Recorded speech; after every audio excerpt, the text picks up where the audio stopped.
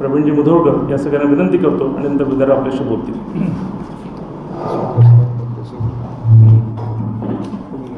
हा अहवाल प्रथम पुन्हा सगळ्यांसाठी आम्ही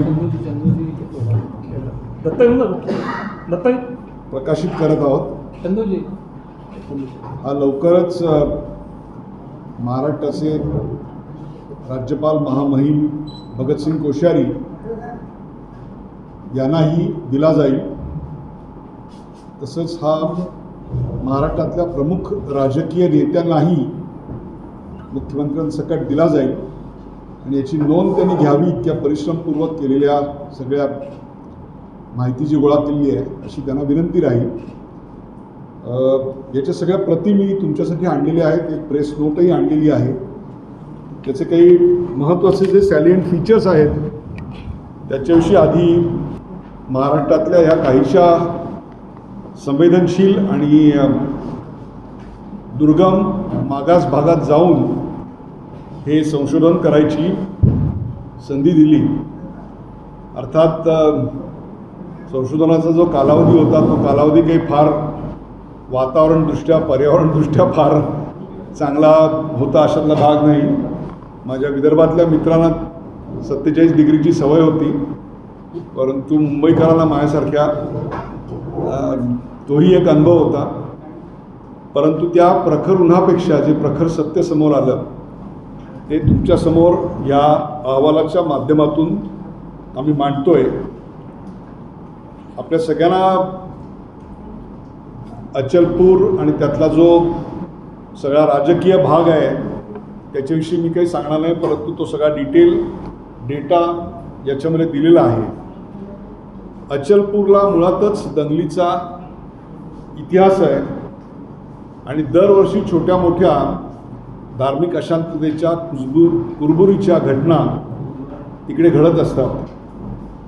परंतु अलीकडच्या काळात जे घडलं ते अतिशय भीषण होतं. या पूर्वी देखील दुर्गादेवीचं विसर्जनाच्या वेळेला डीजेवर गाणं वाजवलं म्हणून एका विशिष्ट समुदायाकडनं आक्षेप घेण्यात आला. 2003 साली पत्ते खेळण्यावरनं मारामाऱ्या झाल्या. म्हणजे आपण म्हणतो की फुटकळ कारणं आहेत, ही काही दंगलीची कारणं नाहीत.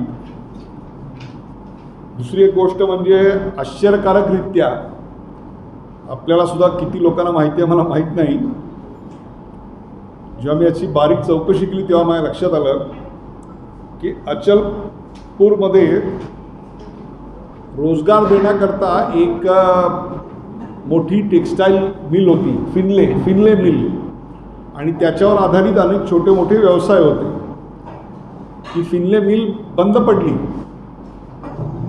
परंतु बंद पडल्यानंतर गावातला रोजगार गेला, पण तरी देखील गावाची लोकसंख्या वाढते आहे आणि ती नैसर्गिक वाढ नाही आहे तर ती अनैसर्गिक वाढ आहे. मग ज्या गावात रोजगार मिळत नाही, ज्या गावाला पर्यावरणाचं किंवा वातावरणाचं असं काही फार मोठं ग्रेट वरदान आहे अशातला काही भाग नाही, मग इथली लोकसंख्या का वाढते आहे? अल्पशिक्षित लोकांचं हे केंद्रीकरण नेमकं कोण करतंय, का करतंय, असा प्रश्न समितीला पडला. दुसरी एक गोष्ट म्हणजे हेतुपुरस्सर कुरापत काढत गल्ल्याच्या गल्ल्या बळकावायची एक वेगळी मोडस ऑपरेंडी इकडे समोर येते. जवळपास एकही गल्ली किंवा एकही मोठा रस्ता तिकडे अतिक्रमणाशिवाय आम्हाला पाहायला मिळाला नाही. आणि या व्यतिरिक्त अनधिकृत फेरीवाले रस्त्यावर बसतात आणि त्यांच्या मागे ज्याचं दुकान आहे त्याच्याशी छोट्या मोठ्या गोष्टीवरनं कुरापत काढतात आणि मग एक 5-50 लोकांचा जमाव जोरात गावात येतो आणि मग त्या दुकानदाराला हुसकून दिलं जातं. मग ती गल्ली ताब्यात घेतली जाते. अशा प्रकारची एक लँड जिहाद म्हणून आपण अशी एक बळकावची गोष्टसुद्धा आमच्यासमोर खूप मोठ्या प्रमाणात आली. दुर्दैवाची गोष्ट आहे, मी बहुतांशी पत्रकारांशी बोललो. मी येतोय म्हटल्यानंतर जवळपास सगळेच पत्रकार त्या तालुक्यातले आलेले होते, पण प्रत्येकाने माहिती तर भरपूर दिली, पण आमचं नाव कुठे येऊ देऊ नका, आम्हाला गावात जगणं मुश्किल होईल ही एवढी दहशत कोणाची आहे?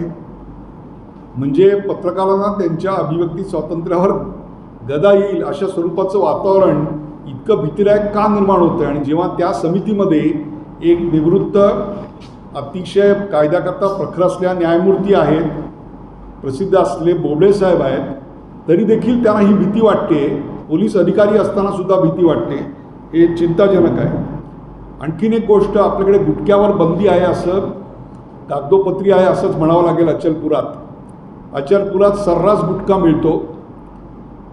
आमची तिथे प्रेसची मीट संपल्यानंतर एका पत्रकारांनी तो म्हटलं मला बघायला आवडेल, तर त्यांनी खिशातनं काढून दाखवला. मला म्हटलं हा बघा सर, आत्ता या समोरच्या दुकानातनं मिळतोय, तुम्हाला दाखवण्याकरता मी घेऊन आलो. मला कळत नाही, पत्रकारांना, व्यापाऱ्यांना, सामान्य नागरिकांना हे सगळं कळतं. मग पोलीस प्रशासनाला कारवाई करायची नाही आहे का? ते दाखवत ते ह्याच्यावर का करत नाही? हा एक फार मोठा. आणि मग तिथून गांजा आला, गुटखा आला, अंमली पदार्थ आले, हे सगळे बाहेरून येतात. माणसं पण बाहेरून येतात. तिथे आलेली माणसं नेमकी कुठून आली याचा जेव्हा मी शोध घेतला तेव्हा लक्षात आलं या सगळ्यांचा पूर्वीचा पत्ता हा पश्चिम बंगाल 24 परगणा आहे. पश्चिम बंगालमध्ये मी खूप काम केलेलं आहे. 24 परगणा हा सीमावर्ती इलाका आहे. सीमावर्ती म्हणजे त्याच्या पलीकडे बांगलादेश आहे. मग ही लोक 24 परगण्याची आहेत का 24 परगणा दाखवून बांगलादेशहून आलेली आहेत हे कळायला काही मार्ग नाही. तसंच हा गुटखा जो येतो तो मध्य प्रदेशच्या मार्गातून येतो का हे देखील शोधायला पाहिजे. याआधी मुंबईच्या मालवणी भागामध्ये अशाच प्रकारे एक फार मोठं हिंदूंचं पलायन झालेलं होतं. त्याच्याकरता एक फॅक्ट फाइंडिंग कमिटी नेमलेली होती. तेव्हा तुम्ही नाव ऐकलं असेल, यादवराव पवार फार मोठे डेअर डेव्हिल पोलीस ऑफिसर एकेकाळी होते, तेही माझ्या कमिटीत होते. निराते खडक्कर आहेत तिकडे, तशाच एक समाजसेविका पण होत्या ज्यांचा मुलगा युद्धामध्ये शहीद झालेला होता, अनुराधा गोरे होत्या त्या. आणि तिकडेही आम्हाला जे दिसलं ते म्हणजे तो जो एक पॅटर्न आहे तो पॅटर्न इकडे दिसतो. आणि तोच पॅटर्न मला अमरावतीत दिसला. अमरावतीच्या दंगलीचा उत्तरार्ध ज्याला आपण म्हणतो, म्हणजे 4 महिन्याची गॅप हा मध्यंतर होता, नंतरचा उत्तरार्ध हा अचलपूरमध्ये दिसला. मग भीती वाटायला लागते आणि एक भयसूचक घंटा वाजवावीशी वाटते तुमच्या माध्यमातून की हे महाराष्ट्रातल्या इतर गावात कशावरून यापुढे होणार नाही. याचं कारण खूप मोठ्या प्रमाणावर मशिदी येतात, खूप मोठ्या प्रमाणावर मदरसे चालू होतात, परंतु तिथं मी जाऊन शोध घेतला वाचनालयं आणि व्यायामशाळा किती आहेत तर त्याची संख्या मात्र तुरळक आहे. आणि एक समुदाय दुसऱ्या समुदायाच्या व्यायामशाळेत जात नाही आणि कोणत्याही प्रकारचा सलोखा त्यांच्यामध्ये दिसत नाही. म्हणजे वाचनालयं, क्रीडांगणं, जिम जिथे युवा पिढीला स्वतःला फुलवायला, संस्कारित व्हायला जागा आहेत, त्या जागा आम्हाला कुठेही दिसत नाहीत. एक छोटंसं गाव पण 46 मशिदी, 41 दर्गे, हे काय आहे? हे कशाकरता कोण वाढवतं हे सगळं? कोण हे विष पेरतंय? कोण डोक्यामध्ये हे सगळं घुसवतंय? ही माणसं बाहेरची आहेत का काय असा शोध घेतला तेव्हा असं लक्षात आलं की बाहेरून काही धर्माचं शिक्षण देणारी मंडळी तिकडे येतात. मग ती येतात, त्यांची कुठली माहिती स्थानिक पोलिसांकडे नाही. त्यांचं पॅन कार्ड, आधार कार्ड, त्यांचे ट्रॅव्हल डॉक्युमेंट्स काय असतील ती चेक केली जात नाहीत. आणखीन एक भयंकर गोष्ट लक्षात आली ती म्हणजे व्यवसाय कॅप्चर केले जात आहेत, अगदी पद्धतशीररित्या कॅप्चर केले जात आहेत. त्याचं एक सखोल संशोधन केलं तेव्हा असं लक्षात आलं की फळ विक्री करणारा व्यवसाय जो आहे तो पूर्णपणे एका विशिष्ट समुदायाच्या ताब्यात जातो आहे. गवंडी काम करणारा पूर्णपणे एका विशिष्ट समुदायाच्या. आता ज्या व्यवसायात काही फार ग्रेट प्रॉफिट नाही त्या व्यवसायात इतक्या पद्धतशीररित्या हे का बरं केलं जातं आहे? कोण आहे याच्या मागे? नाक्यावर पथाऱ्या टाकून अनधिकृतरित्या हे स्टॉल लावले जातात. ते कशा करतात? ती काही टिहाळणी केंद्र आहेत का? अनेक प्रश्न येतात. हे सगळं पोलिसांना विचारायचं होतं, परंतु ती काही परिस्थिती पोलिसांची फारशी स्पृहणीय नव्हती. नागरी सुविधांविषयी मी तुम्हाला बोललो. अख्ख्या अचलपुरात आम्ही फिरलो, एकही ट्रॅफिक सिग्नल नाही. मग आता तुम्ही म्हणाल की दंगल झाली एवढी मोठी तर CCTV फुटेज कुठे आहे? तर त्याचं इतकं भीषण आणि हास्यास्पद कारण आहे, CCTV लागलेले आहेत, पण त्याच्या इलेक्ट्रिसिटीचं बिल कोणी भरायचं याच्यावरून वाद चालू आहे, म्हणून CCTV लावलेले कार्यान्वित होत नाही. म्हणजे काय म्हणणार तुम्ही याला? अतिक्रमणं जात नाही, अनधिकृत फेरीवाल्यांचा प्रश्न सुटत नाही, अंमली पदार्थांचा सुळसुळाट, एकीकडे धार्मिक विद्वेषाची केंद्र वाढत चाललेली, अतिक्रमणाची प्रचंड परिस्थिती. आता आणखीन एक 2 महत्त्वाचे मुद्दे, म्हणजे नेमकं काय घडलं त्या दिवशी. अनेक पत्रकार, सामाजिक कार्यकर्ते या सगळ्यांशी बोलल्यानंतर लक्षात आलं की दुल्ला गेट हे जिथलं ऐतिहासिक स्थळ आहे त्याच्यावर एक हनुमान जयंतीसाठी भगवा झेंडा लावण्यात आला. तो झेंडा लावल्यानंतर दुसरा एक झेंडा लावण्यात आला, त्याचा एक आकार भगव्या झेंड्याचा मोठा होता आणि त्याच्यावरून वाद निर्माण झाला. यापूर्वी त्या दुल्ला गेटवर अनेक पक्षांचे झेंडे लागत होते, परंतु त्याचे SMS फिरले गेले. एका पोलिसांनी अधिकारी जे आम्हाला भेटायला आले, ते का भेटायला आले ते नंतर सांगेन मी तुम्हाला. त्यांनी हे कन्फर्म केलं की मेसेज फिरले गेले आणि ते झेंडे काढून टाकण्यात आले. त्या झेंड्याचं काय झालं आहे बघण्याकरता जेव्हा जमाव गेला त्यावेळेला त्या जमावाकडून खूप मोठ्या प्रमाणावर शस्त्रास्त्र आलेली होती. ही माणसं कुठून आली? ही माणसं बाहेरून जर अचलपूर आणि परतवाड्याला बाहेरून आली असतील तर मग त्याची गुप्त वार्ता कशी काय नव्हती? 2000चा जमाव एवढ्या छोट्या गावात जमा होतो, त्याच्याकडे शस्त्रास्त्र असतात, फुल्ली इक्विप्ड असतो, जणू काही ते युद्धाचं ट्रेनिंग घेऊन आले की काय असं वाटावं अशी परिस्थिती असते. मग ह्याची माहिती पोलिसांना का बरं नव्हती? आणि दुसरी गोष्ट, अटक करताना मात्र या समाजाचे 12 तर त्या समाजाचे 12, त्या समाजाला एवढं असं होत नसतं. पहिला हल्ला ज्यांनी केला त्यांची कुठली चौकशी करण्यात आली नाही. मला असं वाटतं हे एका विशिष्ट समुदायाचं जे लांगुल चालन चालू आहे आणि कायद्याचं पालन केलं जात नाही गावामध्ये, त्याचा हा परिणाम आहे. त्याच्यामुळे या सगळ्या गोष्टी घडलेल्या आहेत. राज्य शासन आणि मला असं वाटतं स्थानिक प्रशासन यांनी रोजगार वाढावा याकरता गेल्या काही वर्षात तिकडे काहीही केलेलं नाही. त्यामुळे empty mind is devil's workshop, त्यामुळे तो आहे. भ्रष्टाचार जसा सर्वत्र आहे तसं त्यापेक्षा तो तिकडे जास्त दिसतोय. दोन्ही समाजांमध्ये खूप मोठा अविश्वास आहे. तो अविश्वास दूर व्हावा याच्याकरता काही प्रयत्न करायला पाहिजेत. तो प्रयत्न काही केले जात नाही. या दंगलीच्या वेळेला सक्षम पोलीस अधिकारी तिकडे हजर होते का? तर अमरावतीमध्ये जे आम्हाला आढळलं ते तिकडे आढळलं. अधिघोषित केलेल्या रजेवर ही सगळी मंडळी होती आणि इतकी प्रचंड मोठी घटना तिकडे घडते, परंतु काही होत नाही. या सगळ्याचा एक भीषण परिणाम काय झाला आहे तर अचलपूरमधून अनेक हिंदू व्यापारी स्थलांतरित होऊन दुसऱ्या गावात चाललेले आहेत. परतवाड्यामध्ये अनेकांनी घरं घेतलेली आहेत. काही अचलपूरला जाऊन येऊन असतात आणि ही बाजूची सगळी केंद्र जी आहेत ती खूप मोठी संवेदनशील केंद्र आहेत. त्यामुळे व्यापाऱ्यांना व्यवसाय करणं अत्यंत मुश्किल झालेलं आहे. एक तर गावामध्ये काही इन्कम नाही, त्यामुळे कुठला फार मोठा धंदा करता येत नाही. गावाचं पॉप्युलेशन कमी, त्यामुळे व्यापार वाढत नाही. मग पुढे आपल्या मुलाबाळांनी करायचं काय?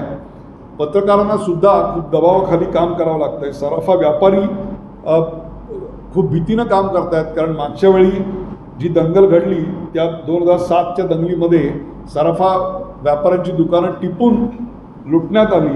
त्यामुळे अमरावतीच्या पत्रकारांना जेव्हा मी भेटलो आणि त्यांच्याशी खुलेआमपणे बोललो, तिथल्या व्यापाऱ्यांना बोललो, तेव्हा त्यांनी स्पष्टपणे सांगितलं की नोव्हेंबर 2021मध्ये अमरावतीला जे घडलं, 50-100 लोकांच्या मोर्चाची परमिशन घेतली आणि 10,000चा जमाव येतो आणि पोलिसांना कळत नाही. आणि तो 10,000चा जमाव 1 तास घोषणा देत जिल्हाधिकाऱ्यांच्या कार्यालयावर जातो. तिकडे भडकाऊ भाषणं होतात आणि त्याच्यानंतर परतताना ते दुकानं जाळपोळ करत freely as if there is no state law असे जात असतात.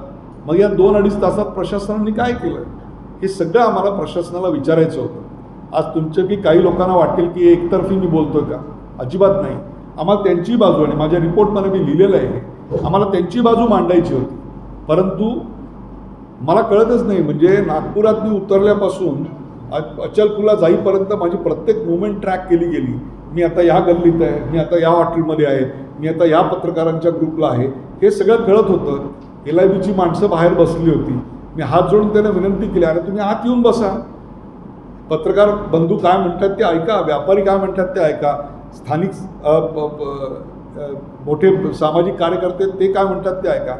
म्हणजे आमच्या मुवमेंट ट्रॅक करता येतात, पण गावात समोर गुटखा मिळतो तो ट्रॅक करता येत नाही, शस्त्रास्त्र कुठून येतात ते ट्रॅक करता येत नाही, 10,000चा जमाव कुठून येतो, त्यांच्याकडे शस्त्र कुठून येतात, SMS भडकाऊ कसे फिरतात हे ट्रॅक करता येत नाही. आणि पत्रकार, निवृत्त न्यायाधीश आणि निवृत्त पोलीस अधिकारी यांची कमिटी तिथे फॅक्ट फाइंडिंगसाठी जाते, शांततेसाठी सूचना करायला जाते. त्यांना मात्र अचलपुरातनं आम्हाला अत्यंत नम्रतापूर्वक आणि गोड बोलून शहराच्या बाहेर काढण्यात आलं. आणि अत्यंत दुर्दैवी बाब आहे. आम्हाला प्रशासनाला सहकार्य करायचं होतं, आम्हाला मुस्लिम वस्तीत जाऊन बोलायचं होतं की काय तुमचे प्रॉब्लेम्स, का तुम्हाला अविश्वास वाटतो, can we sit together, can we get both the parties together and talk to each other and let this be the last riots in the country in that particular place. पण ते होऊ दिलं नाही. अमरावतीमध्ये पण तेच झालं की तुम्ही हाय प्रोफाईल पत्रकार आहे, तुमचा खूप समाजावर मोठा परिणाम आहे, आम्ही तुमचे मोठे फॅन आहोत म्हणून लगेच फोटो वगैरे काढून घेतले. म्हटलं तुम्ही काढलात, आता मला तुमचा फोटो काढायची संधी द्या. नको माझा फोटो नका काढू. म्हणजे माझा फोटो काढून तो कुठे पाठवायचा होता का तुम्हाला? हे सगळं काय चाललंय, कशाकरता चाललंय? एवढा अविश्वास समाजामध्ये कशाकरता पसरवतोय आपण? ही खूप वाईट गोष्ट आहे. त्यामुळे पोलिसांची बाजू जर याच्यात आली असती तर तीही तितक्याच निष्पक्षपातीपणाने आम्ही मांडली असती. ती एक मर्यादा या रिपोर्टची मी आधीच तुम्हाला सांगतो की पोलिसांची बाजू आम्हाला देता आली नाही. एक शिफारसी आहेत, त्या डिटेल शिफारसी मी दिलेल्या आहेत, त्या आपण अभ्यासू शकता. माझ्या विवेचनातला हा शेवटचा मुद्दा आहे, तो म्हणजे ह्या आम्ही काय शिफारसी केलेल्या आहेत. पहिली गोष्ट, अवैध धंद्यांवर इररिस्पेक्टिव्ह ऑफ कम्युनिटी, कास्ट, क्रीड, रिलिजन कोणाचाही मुलाचा न बाळगता कठोर कारवाई झाली पाहिजे. सगळी अतिक्रमणं हटवून रस्ते पूर्णपणे मोकळे करून तिथे रुंदीकरण केलं पाहिजे. हे काय आहे, CCTV चालत नाहीत आणि ही कसली कारणं देतोय आपण? बिल कोणी भरायचं म्हणजे कितीच, म्हणजे हे हास्यास्पद आणि लांछनास्पद आहे. आणि ते CCTV चालू नाहीत, त्याच्यामुळे कुठलंही फुटेज तुम्हाला मिळत नाही. आपल्यावर कोणाचं लक्ष नाही म्हटल्यानंतर हम करे सो कायदा. एका व्यक्तीला घेऊन 4 माणसं धोपटतात, भोसकतात, त्याची काही पुरावे उरत नाही. ते CCTV ताबडतोब लावले पाहिजेत. त्याच्यानंतर उद्योगधंदे वाढण्यासाठी केंद्र शासनाची जी MSME डिपार्टमेंट आहे, सूक्ष्म लघु मध्यम, त्यांनी तिकडे खूप मोठ्या प्रमाणात कार्यशाळा घेतल्या पाहिजेत की त्या कार्यशाळेतून अर्धशिक्षित, अल्पशिक्षित, सुशिक्षित जे तरुण आहेत त्यांना उद्योगधंदे चालू करता येतील. आणि अचलपूरला जी लोकसंख्या अनैसर्गिकरित्या वाढती आहे त्याची श्वेतपत्रिका राज्य शासनानं तातडीनं काढली पाहिजे. हे कुठून येत आहेत, काय येत आहेत, इथे येऊन नेमकं काय करतात याचा, ते फक्त इथेच राहतात का राहतात इकडे आणि दिवसभर जवळच्या गावात जाऊन काय करतात, याच्यावर लक्ष आलं पाहिजे. शहरामध्ये बाहेरून जे धार्मिक समुपदेशनाच्या नावाखाली मंडळी येत आहेत त्यांचे ट्रॅव्हल डॉक्युमेंट्स तपासली पाहिजेत. हे भाड्याने घेऊन घरं घेऊन राहतात. इतर ठिकाणी भाड्याने घर द्यायचं असेल तर त्याला पोलीस क्लिअरन्स लागतो. जेव्हा मी विचारलं की इथे, ते म्हणले कधीही पोलीस क्लिअरन्स विचारत नाहीत, कोणी कोणालाही भाड्याने देतं, काही राहतं, मग तो या देशाचा नागरिक आहे काय, या देशाचा नागरिक आहे कशाचीही हे केली जात नाही, भाड्याचे काही त्याची खातरजमा केली जात नाही. त्यामुळे जर शांतता प्रस्थापित करायची असेल तर दोन्ही समाजामध्ये सद्भाव नांदायचा असेल तर श्वेतपत्रिका शासनानं तिथल्या वाढलेल्या